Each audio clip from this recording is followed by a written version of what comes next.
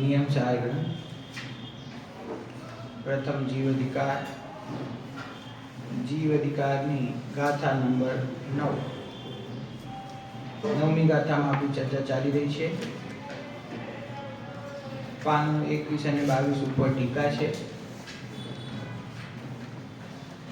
વ્યવહાર સમ્યક્ત્વનું સ્વરૂપ બતાવતા આપ્ત આગમ અને તત્વ એ ત્રણના શ્રદ્ધાનું નામ વ્યવહાર સમ્યક્ત્વ છે એવી પરિભાષા આચાર્ય દેવે કહી। નિશ્ચય અને વ્યવહારનું સ્વરૂપ આપણે પહેલા મોક્ષમાર્ગ પ્રકાશકના પ્રકરણમાં સમજ્યા છીએ કે નિશ્ચય મોક્ષમાર્ગ અને વ્યવહાર મોક્ષમાર્ગ, નિશ્ચય સમ્યક્ત્વ અને વ્યવહાર સમ્યક્ત્વ ये બે પ્રકારે કોઈ સમ્યક્ત્વ અથવા મોક્ષ માર્ગ હોતું નથી, પરંતુ અંતરંગ નિશ્ચય સમ્યક દર્શનનો જે સહચારી છે એની જે સાથે હોય છે અથવા એનું જે નિમિત્ત છે એને વ્યવહારથી સમ્યક્ત્વ કહેવામાં આવે છે। સહચારીનો અર્થ એટલે શું કરવું? સહચારી એટલે સાથે રહેવા વાળો, જે જીવને અંતરંગમાં शुद्ध सम्यक दर्शन ज्ञान चारित्र निश्चय सम्यक दर्शन ज्ञान चारित्र प्रकट थया छे तो ए जीवनी परिणतिमां शुं होय तो के छे के एने देवशास्त्र गुरुनु देवनु शास्त्रनु तत्वनु एने यथार्थ श्रद्धान वर्ततुं होय छे। परंतु कोई जीवने अंतरंगमां ज्ञान दर्शन स्वभाव रूप पोताना आत्मानो अनुभव न थयो होय, अनुभूति न होय अने एम समझे के मने आप्त आगम अने तत्वनु श्रद्धान छे तो मने सम्यक्त्व थई गयुं, तो एनुं नाम सम्यक्त्व नथी। निश्चय सम्यक दर्शन थाय तो आ आपणे जे वांची रह्या छीए ए व्यवहार सम्यक्त्व कहेवाय छे ने। निश्चय અને વ્યવહારનો જન્મ જ પ્રમાણ પછી થાય છે ને, પ્રમાણ જ્ઞાનના અંશ છે। તો સમ્યક દર્શન જેને પ્રગટ થાય એને જ આ નિશ્ચય અને વ્યવહારની વાત છે। જેને સમ્યક દર્શન પ્રગટ થયું નથી એને નિશ્ચય શું અને વ્યવહાર શું એના માટે બધું અજ્ઞાન છે, હે ને। એટલે આ પરિભાષાથી આ નિયમસાર ગ્રંથ છે, વ્યવહાર સમ્યક્ત્વનું પ્રકરણ છે। तो कोई एम समझे कि आ बे प्रकारना सम्यक्त्व छे, एक निश्चय सम्यक्त्व અને એક વ્યવહાર સમ્યક્ત્વ, તો એ સ્વરૂપ નથી।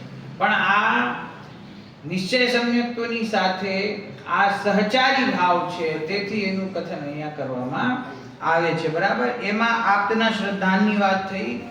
આપ્તના યથાર્થ શ્રદ્ધાનમાં આપ્તનું સ્વરૂપ શું છે કે તેઓ વિતરાગ છે, તેઓ સર્વજ્ઞ છે, તેઓ 18 દોષથી રહિત છે इत्यादि चर्चा एमना स्वरूपनी आवी।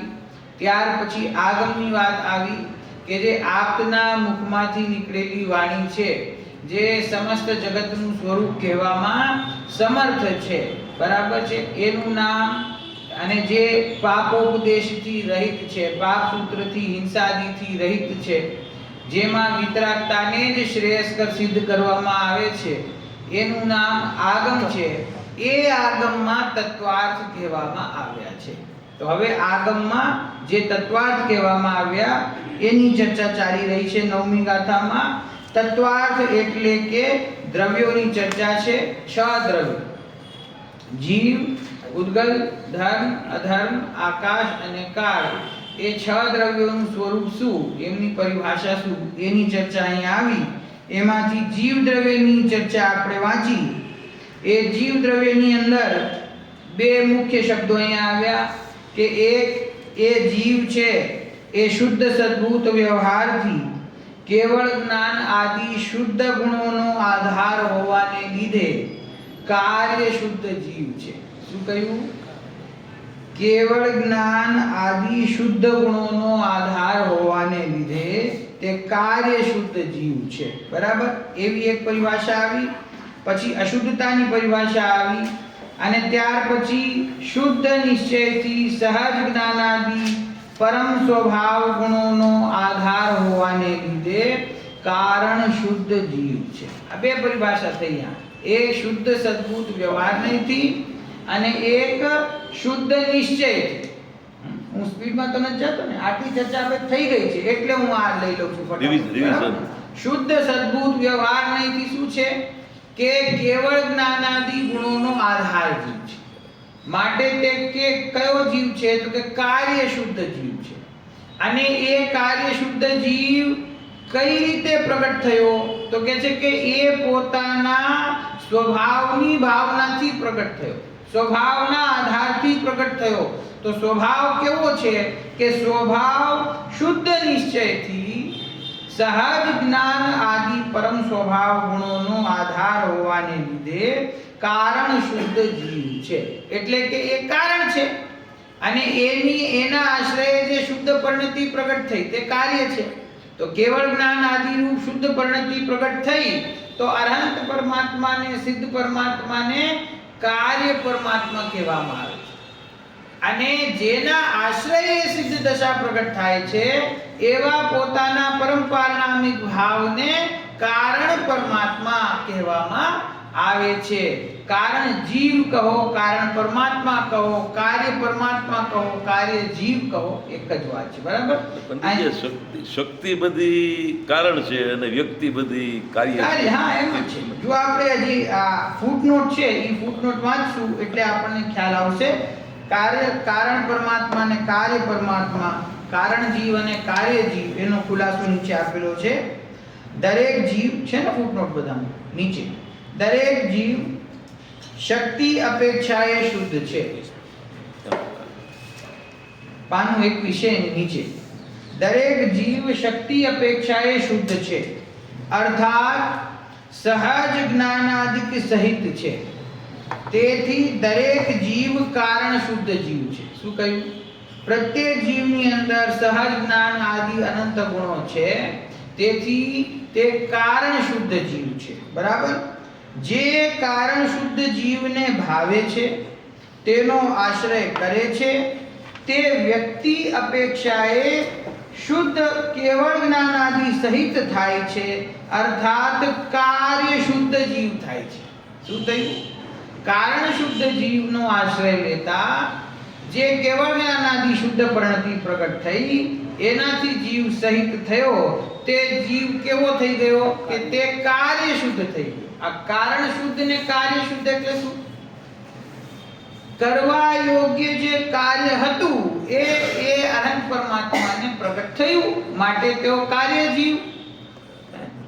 અને જેના આશ્રય શુદ્ધતા પ્રગટ થાય છે એવો પ્રત્યેક જીવનો પોતાનો ભગવાન આત્મા છે જેમાં સહજ જ્ઞાન આદિ અનંત ગુણો છે.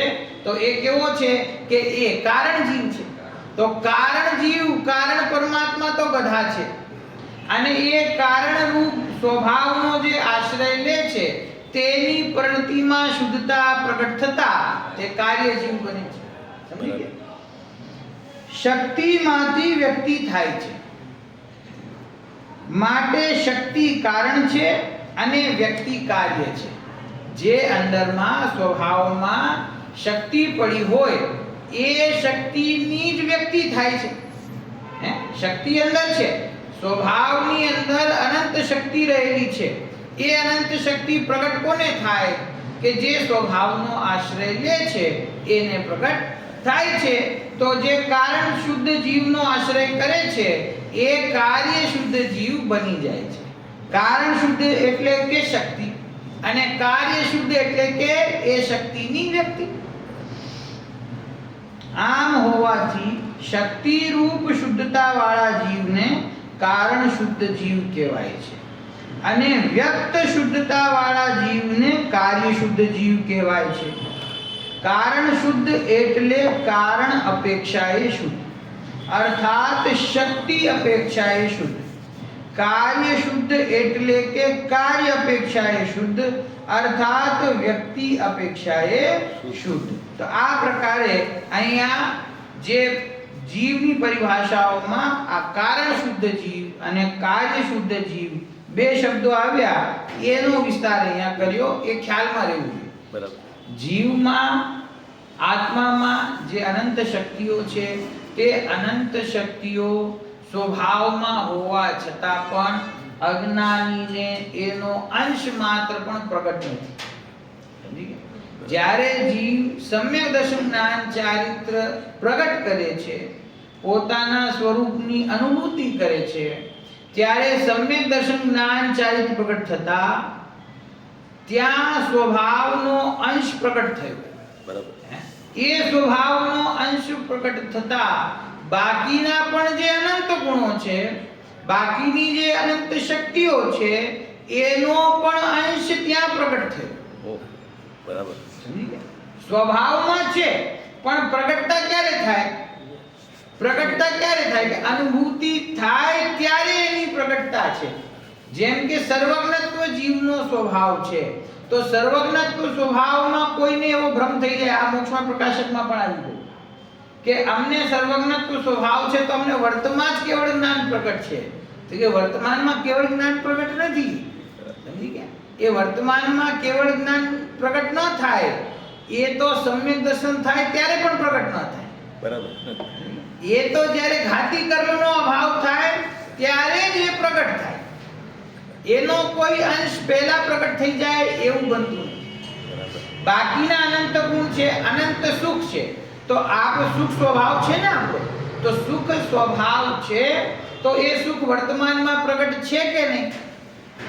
ભાઈ આપણે દ્રષ્ટિના વિષયના જોરે એમ કહીએ કે હું તો વર્તમાનમાં જ જ્ઞાન ને આનંદ સ્વરૂપ છું. છું ને? હું જ્ઞાન ને આનંદ સ્વરૂપ છું, સુખ સ્વરૂપ છું.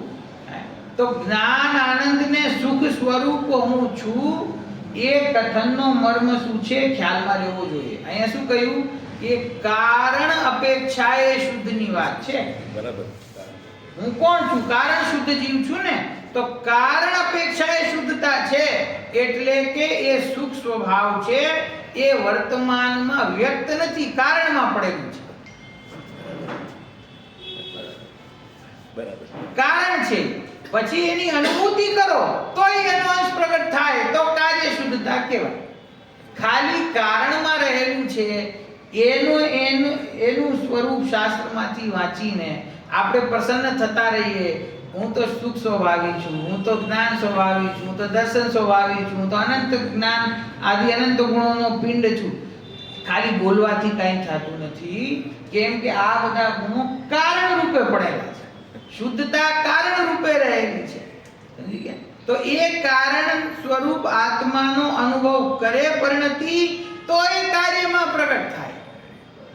પાંચ સમવાયની વાત કરતા સ્વભાવ, પુરુષાર્થ, ભવિતવ્ય, કાલલબ્ધિ અને નિમિત્ત, એ પાંચ સમવાયની વાત કરતા શું કહેવામાં આવે છે, શું સમજાવવામાં આવે છે કે જીવને અત્યાર સુધી પુરુષાર્થ જ એક એવો સમવાય છે કે જે પ્રગટ થયો નથી. બાકીના સમવાયો તો પોતાની મેળે વ્યવસ્થિત થઈ જાય છે. કાલલબ્ધિ અને ભવિતવ્ય, એમાં તો જીવનું કોઈ જોર નથી. તો જે સમયે જે કાર્ય થાય એનું નામ ભવિતવ્ય. જે સમયમાં થાય એ કાલલબ્ધિ, અને જે કાર્ય થાય એ ભવિતવ્ય. નિમિત્ત પરદ્રવ્ય છે, એના ઉપર જીવનો કોઈ વશ નથી. તો બે વસ્તુ રહી, એક સ્વભાવ અને એક પુરુષાર્થ. તો સ્વભાવના આશ્રય જો કાર્ય થતું હોય તો સ્વભાવ તો અનાદિકાળથી છે. બરાબર. સ્વભાવ તો અનાદિકાળથી છે ને. જ્ઞાન દર્શન ચારિત્રમય અનંત ગુણોનો અખંડ પિંડ, જ્ઞાન દર્શન ઉપયોગમય ચૈતન્ય આત્મા અહીંયા મોજૂદ છે ને, તો પછી કાર્ય કેમ થયું નથી? આત્મા તો મોજૂદ છે, તો કાર્ય કેમ થયું નથી? કે પુરુષાર્થ કરતો નથી. પુરુષાર્થ એટલે શું? તત્વનો યથાર્થ નિર્ણય કરતો નથી, પોતાના કારણ શુદ્ધ જીવનો અનુભવ કરતો નથી. તો કારણ શુદ્ધ જીવ છે, ગુરુદેવ ઘણી વખતે વાત કહે છે કે આ ભગવાન આત્મા શુદ્ધ છે, પરિપૂર્ણ છે, અપરિણામી છે, અનંત ગુણોનો અખંડ પિંડ છે, સુખનો દરિયો છે. કોના માટે? જે અનુભવ કરે એના માટે, વાતો કરે એના માટે નહીં. જે એનો અનુભવ કરીને એમ કહે કે હું શુદ્ધ છું, એની વાત સાચી છે. અનુભવ કર્યા વગર એમ કહે કે હું શુદ્ધ છું, ક્યાંથી જાણ્યું? કે શાસ્ત્રમાં લખેલું છે કે હું શુદ્ધ છું.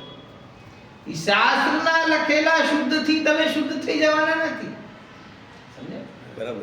એ જે અપેક્ષા છે ને, જે સુખ પ્રગટ કરવાનો જે માર્ગ છે, એ માર્ગમાં જે રીતે આચાર્ય દેવ આપણને જે ઉપદેશ આપે છે એ અપેક્ષાએ આપણને ખ્યાલ આવવું જોઈએ. ત્રિકાળ શુદ્ધ ભગવાન આત્માની ચર્ચા કરતા આપણને પ્રસન્નતા થતી હોય, થાવી પણ જોઈએ, ઉત્સાહ આવતો હોય, આવવો પણ જોઈએ, પણ એ પ્રગટ કરવું એ કાર્ય છે. બરાબર. એનું સ્વરૂપ જાણી લેવું એ કાર્ય નથી. એનો અનુભવ કરવો, આ હું છું એવી પ્રતીતિ કરવી, એ જીવનું આ કાર્ય છે. એ કાર્ય કરે તો કાર્ય શુદ્ધ જીવ બને. બાકી કારણ શુદ્ધ જીવ તો બધા છે. શું કહ્યું? જગતના જેટલા જીવ છે એ તો બધા જ જીવો કારણ શુદ્ધ છે. તિર્યંચ ગતિનો જીવ પણ કારણ શુદ્ધ છે, નિગોદ ગતિનો જીવ પણ કારણ શુદ્ધ છે. ખાલી હું શુદ્ધ છું, બધા જીવો જગતના શુદ્ધ છે એમ વિચાર માત્ર કરવાથી શુદ્ધતાની પ્રાપ્તિ થતી નથી. કારણ મોજૂદ છે, કાર્ય કેમ નથી કારણ આવતું? મોજૂદ છે, કાર્ય લઈ આવવાનું છે. એનો જ આ પુરુષાર્થ છે. બસ ભાઈ, કારણમાંથી કાર્ય પ્રગટ કરવાનું છે. જે સ્વભાવ શક્તિ અપેક્ષાએ રહેલું છે એને વ્યક્ત કરવાનો છે. એટલો જ મોક્ષ માર્ગ છે. ટૂંકું ટચ કરી દે. એટલું જ છે સ્વભાવની પ્રગટતા.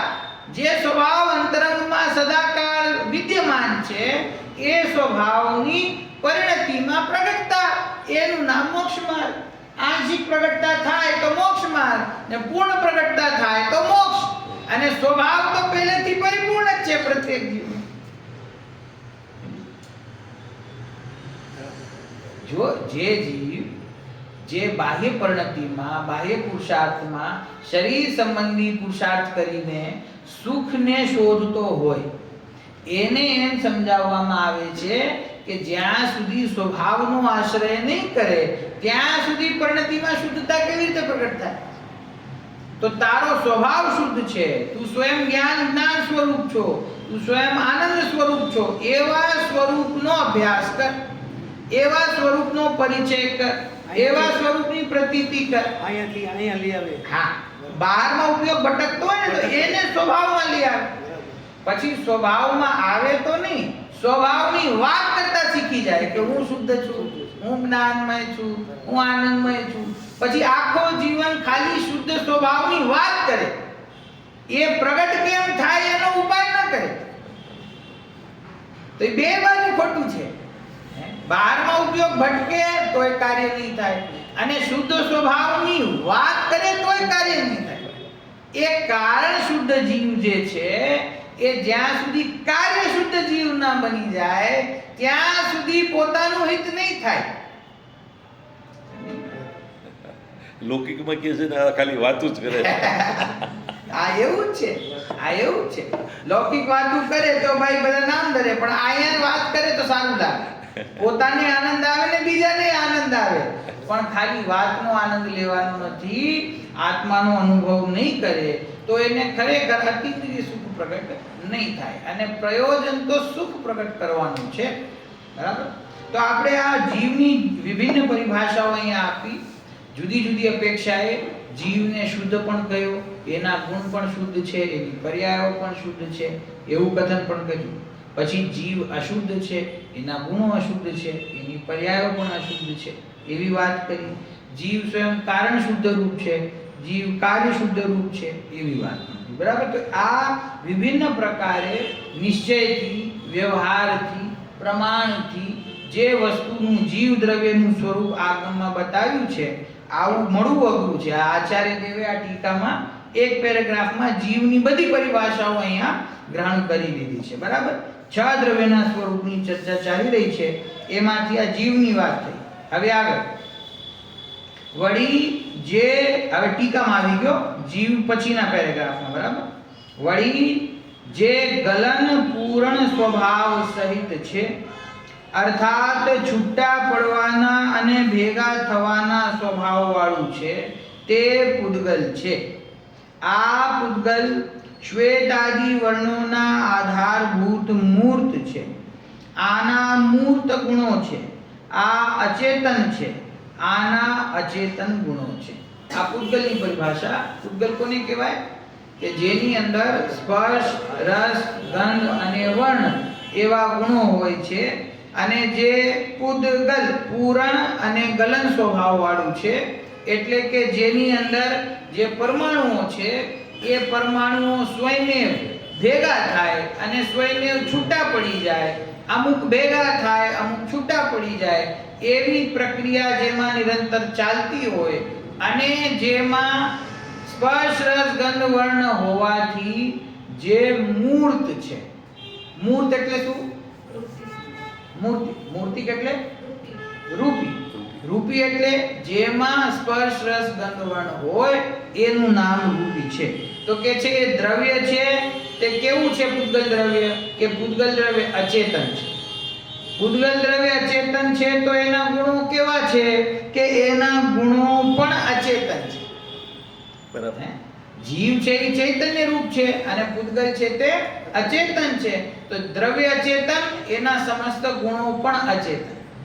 જો એક વાત સમજવા જેવી છે કે છ દ્રવ્યોમાં અનંત ગુણો છે. અનંત ગુણોમાં અનંત ગુણો એવા કોમન છે કે જે છ દ્રવ્યોમાં છે. આપણે તો છ સામાન્ય ગુણ જાણીને અસ્તિત્વ છે, તો અસ્તિત્વ ગુણ જીવમાં પણ છે અને પૂતગલમાં પણ છે. એટલા માટે ઈ સામાન્ય ગુણ છે ને. પૂતગલ ધર્મ, ધર્મ, આકાશ, કાળ બધે છે. બરાબર છે ને? તો એ અસ્તિત્વ ગુણ છે એ બધા દ્રવ્યોમાં છે. તો બધા દ્રવ્યોમાં સમાન રૂપ છે કે સમાન રૂપ હોવા છતાં પણ જે જીવ દ્રવ્યનું અસ્તિત્વ ગુણ છે તે ચેતન છે, કેમ કે દ્રવ્ય ચેતન છે. અને પૂતગલ દ્રવ્ય અચેતન હોવાથી એનું જે અસ્તિત્વ ગુણ છે તે અચેતન છે. બરાબર. સમજી ગયા? ધર્મ દ્રવ્યનું અસ્તિત્વ ગુણ અચેતન છે, અધર્મનું અચેતન છે, જીવ દ્રવ્યનું ચેતન છે. એ સેમ ગુણ છ દ્રવ્યોમાં હોય પણ જીવ દ્રવ્યના ગુણો ચેતન રૂપ છે અને બાકીના 5 દ્રવ્યોના ગુણો છે તે અચેતન રૂપ છે. એ સમજવા જેવી વાત છે અહીંયા. બરાબર. બાકી તો સરળ છે, આપણને આ પરિભાષા ખ્યાલમાં છે. જે સ્પર્શ, રસ, ગંધ, વર્ણનો આધારભૂત છે.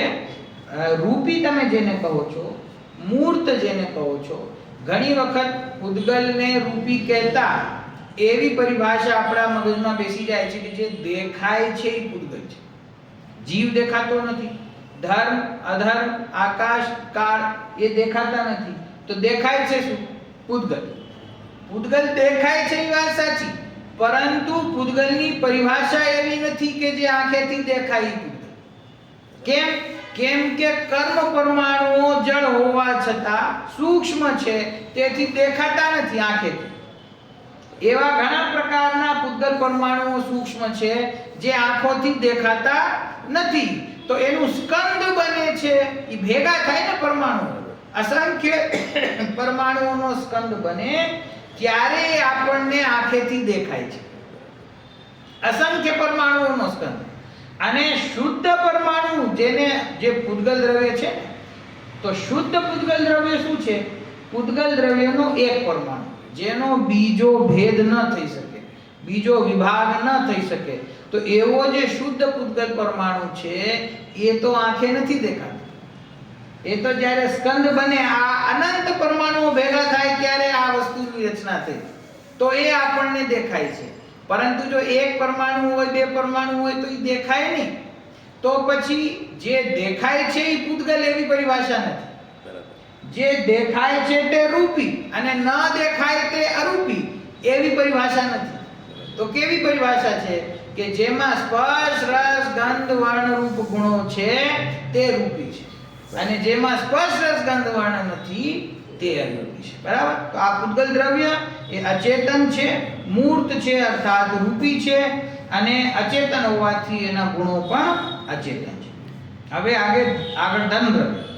સ્વભાવ ગતિ ક્રિયા રૂપે અને વિભાવ ગતિ ક્રિયા રૂપે પરિણત જીવ પૂતગલોને સ્વભાવ ગતિનું અને વિભાવ ગતિનું નિમિત્ત તે ધર્મ છે.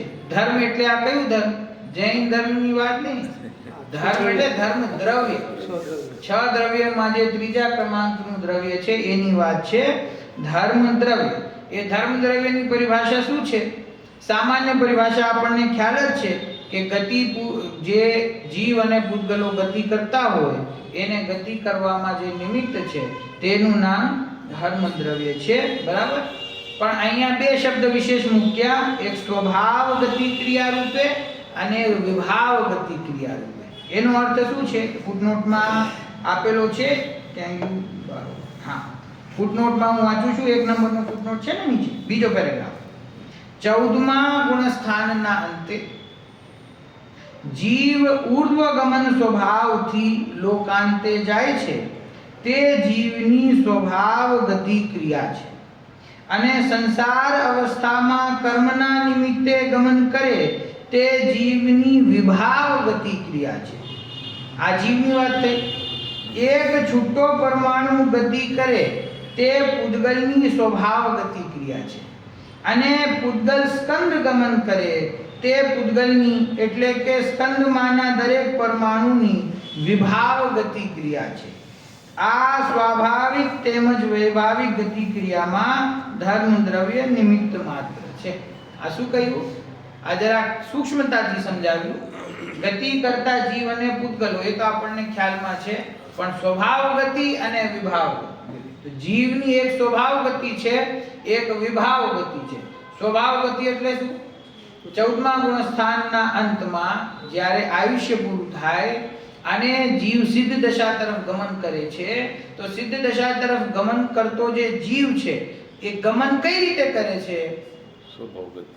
એ સ્વભાવ ગતિ છે. તત્વાર સૂત્રમાં એ 9મા અધિકારમાં છેલ્લા અધિકારમાં એની ચર્ચા આવી છે કે સંસાર અવસ્થામાં જીવનું જે કંઈ ગમન છે એક સ્થાનેથી બીજે સ્થાન, એ કર્મના સંબંધથી છે. તો જે કોઈ કર્મના સંબંધથી ગતિ છે, ગમન છે, એક સ્થાનેથી બીજા સ્થાને જવું છે, તે સર્વ વૈભાવિક ક્રિયા છે, વિભાવ ગતિ છે. અને જે કર્મના અભાવથી જે ગતિ થઈ, જીવ જ્યારે મોક્ષમાં, જીવનો સ્વભાવ કેવો છે? ઊર્ધ્વગમન. જીવનો સ્વભાવ કેવો છે કે એને જો કોઈ કર્મનો સંયોગ ના હોય તો જીવની ગતિ હંમેશા સીધી ઉપરની દિશામાં થાય. એનો સ્વભાવ છે, એમાં કોઈ કર્મ કારણ નથી, એનો સ્વભાવ છે. એમાં ઉદાહરણ પણ આપ્યું છે આચાર્ય દેવે તત્વા સૂત્રમાં કે જેમ એરંડનું બીજ હોય, મેં જોયું નથી, પણ એરંડિયાનું બીજ હોય તો એનું જે ફળ હોય એને તમે તોડો ને એટલે એનો બીજ સીધો ઉપર ઉછળે, એવું ઉદાહરણ આપ્યું છે. બીજો ઉદાહરણ આપ્યો કે ઓલી શું કહેવાય, ગોળ દૂધી આવે ને, શાક દૂધી હોય ને, દૂધી જેમ લાંબી હોય એવી એક ગોળે આવે. આ અહીંયા તો મેં નથી જોઈ, પણ આવે છે, ખાધી છે મેં, આ ઘણા પ્રદેશોમાં આવે છે. એ ગોળ દૂધી હોય ને તો એને માટીનો લેપ લગાડીને સૂકવી દો અને એને પાણીમાં છોડી દો તો એ પાણીના તળિયે વહી જાય. માટીનો વજન હોય ને, અને જેમ જેમ એની માટી નીકળી જાય પાણીથી તેમ તેમ ઈ ઉપર આવે, અને માટીનો સંયોગ દૂર થાય તો આખી ઉપર આવી જાય. કેમ કે એનો સ્વભાવ પાણીમાં નીચે રહેવાનો નથી, ઉપર જવાનો છે, બરાબર? અને ત્રીજું ઉદાહરણ આપ્યો અગ્નિ શિખાવત છે, કે અગ્નિ આપણે કરીએ તો અગ્નિની શિખા છે એ હંમેશા સ્વાભાવિક રીતે ઉપર જ જાય છે, રાઈટ લેફ્ટ નીચે નથી જતી. 3 ઉદાહરણ આપ્યા. આ 3 ઉદાહરણોની જેમ જીવનો જે સ્વભાવ છે તે સ્વભાવ ઊર્ધ્વગમનનો છે. જો એને કર્મનો સંયોગ ના હોય, છૂટો જીવ મૂકો તો એ સીધો ઉપર જાય. એટલા માટે અરહંત પરમાત્માને જ્યારે સિદ્ધ દશા પ્રગટ થાય છે તો કર્મનો, ઘાતી કર્મનો અને અઘાતી કર્મનો અભાવ થતા શરીર છૂટતા આત્મા ક્યાં જાય? પછી રાઈટ લેફ્ટ નથી જતો, સીધો ઉપર જાય છે. એનું કારણ શું? કે જીવનો એ સ્વભાવ છે. તો એ તો જીવની સ્વાભાવિક ગતિ એ છે કઈ? કર્મના અભાવથી ગુણસ્થાન, 14 ગુણસ્થાન અને આયુષ્ય પૂરું કરીને પછી સીધા ઉપર જાય છે, એ સ્વાભાવિક ગતિ. અને એના સિવાય અનાદિકાળથી આજ સુધી સંસારમાં જેટલી પણ ગતિ થઈ છે, જેટલું પણ આવાગમન થયું છે, એ બધી વૈભાવિક ગતિ છે, એ સ્વભાવ ગતિ નથી. આ જીવની વાત થઈ. હવે પૂતગલ દ્રવ્યની વાત, કે એક શુદ્ધ પરમાણુ છે એ પરમાણુ સ્વયં પોતાની યોગ્યતાથી એક સ્થાનેથી બીજા સ્થાને ગમન કરે તો એ એની સ્વાભાવિક ગતિ છે, અને એ પરમાણુઓ ભેગા થઈને સ્કંદ ગમન કરે તો એની વૈભાવિક ગતિ છે. આ રીતે જીવ અને પૂતગલ એ બંનેની સ્વાભાવિક અને વૈભાવિક એ બે પ્રકારની ગતિઓમાં જે દ્રવ્ય નિમિત્ત છે એ દ્રવ્યનું નામ ધર્મદ્રવ્ય છે. આ અહીંયા એમ બતાવ્યું. બરાબર. સામાન્ય પરિભાષા ગતિ કરતા જીવ અને પૂતગલોને નિમિત્ત. એમાં આ વિશેષતા આચાર્ય દેવે બતાવી કે એક સ્વાભાવિક ગતિ છે, એક વૈભાવિક ગતિ છે. બંને પ્રકારની ગતિમાં ધર્મ દ્રવ્ય નિમિત્ત પડે છે. બરાબર. હવે આગળ અધર્મ દ્રવ્ય સ્વભાવ સ્થિતિ ક્રિયા રૂપે અને વિભાવ સ્થિતિ ક્રિયા રૂપે પરિણત જીવ પૂતગલોને સ્થિતિનું એટલે કે સ્વભાવ સ્થિતિનું અને વિભાવ સ્થિતિનું નિમિત્ત તે અધર્મ દ્રવ્ય છે. અધર્મ એટલે કે અધર્મ દ્રવ્ય છે. બરાબર. હવે અધર્મ દ્રવ્યનું કાર્ય શું છે? ગતિ પૂર્વક સ્થિર થતા જીવ અને પૂતગલોને સ્થિતિમાં જે નિમિત્ત છે તેનું નામ અધર્મ દ્રવ્ય છે. હવે એમાં પણ ફરીથી સ્વભાવ સ્થિતિ અને વિભાવ સ્થિતિ બંને દ્રવ્યોની એ પણ આચાર્ય દેવે બતાવી છે. આ નવીન વિષય છે એટલે આ ફૂટનોટમાંથી આપણે આ વાંચીએ છીએ.